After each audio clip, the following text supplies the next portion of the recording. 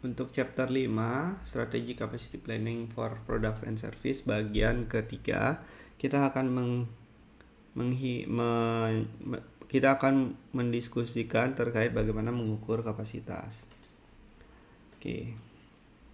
Salah satu hal penting dalam menentukan ukuran kapasitas adalah ukuran yang digunakan sebagai ukuran yang supaya tidak perlu kita update setiap saat. Misalkan kalau kita pakai pengukurannya itu secara uang begitu ya. Nah, ini perlu diupdate mata uang misalkan. Oke, kami mempunyai inventory sejumlah 1 juta US dollar. Nah, inventory per tahunnya gitu misalkan. Artinya kalau di setiap saat, setiap waktu kan ini ada perubahan ya, mata uang ini kan ada konversinya. Kalau dibawa di Indonesia berarti dikalikan berapa, dan setiap harinya bisa jadi berbeda. Jadi pengukuran kapasitas itu measurement unitnya itu harus yang pasti begitu ya, yang tidak perlu diupdate.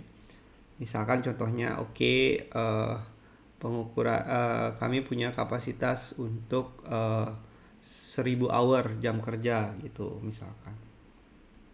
Nah, terdapat 2 jenis kapasitas, yaitu design capacity dan effective capacity.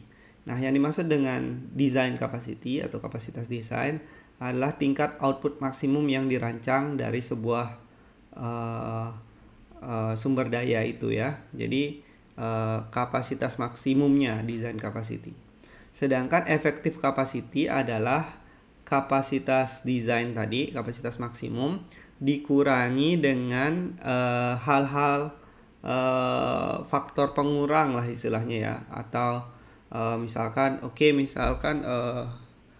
satu orang punya 8 jam kerja begitu ya, 8 jam kerja per harinya, itu kapasitas maksimumnya. Tapi mungkin kalau dikurangi istirahat ada 1 jam, atau kalau dikurangi tidak konsen dalam 1 jam, ya berarti kapasitas efektifnya mungkin hanya 6 jam gitu. Itu contoh. Kemudian kapasitas itu kita bisa melihat dari input dan outputnya. Jadi efisiensi dan utilisasi kapasitas itu kita bisa lihat dari output dengan penggunaan inputnya. Ini mirip dengan produktivitas kemarin. Oke, jadi kita untuk setiap bisnis itu kita harus tahu apa input dan apa outputnya kalau kita mau mengukur kapasitas. Nah, berikutnya adalah bagaimana menghitung effectiveness dari penggunaan suatu kapasitas. Jadi ada namanya actual output, jadi yang tadi ya, apa yang dihasilkan dari sebuah kapasitas yang kita punya.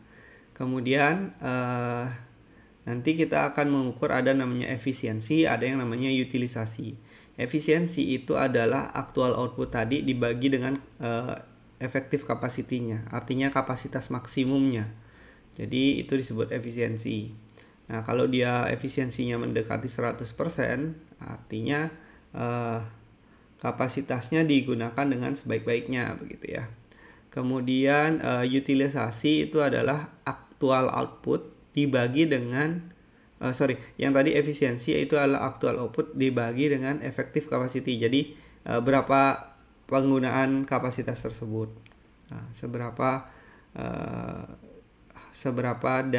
kapasitas tersebut seberapa banyak digunakan. Kemudian yang utilisasi itu adalah actual output dibagi design capacity. Nah, ini adalah kapasitas maksimum gitu ya. Jadi utilisasi actual output dibagi kapasitas maksimum. Nah, untuk pengukurannya misalkan kita punya desain capacity dari sebuah pabrik menghasilkan 50 truk satu hari. Nah, efektif kapasitinya adalah 40 truk per hari. Jadi yang maksimumnya adalah 50, efektifnya adalah 40. Nah, actual outputnya adalah 36. Berapakah efisiensi dan utilisasi dari kapasitas yang dimiliki manufaktur tersebut? Ya, tinggal dimasukkan ke rumusnya.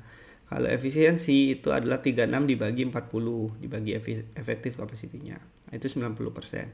Utilisasi itu adalah actual output dibagi design capacity, artinya cuma 72%.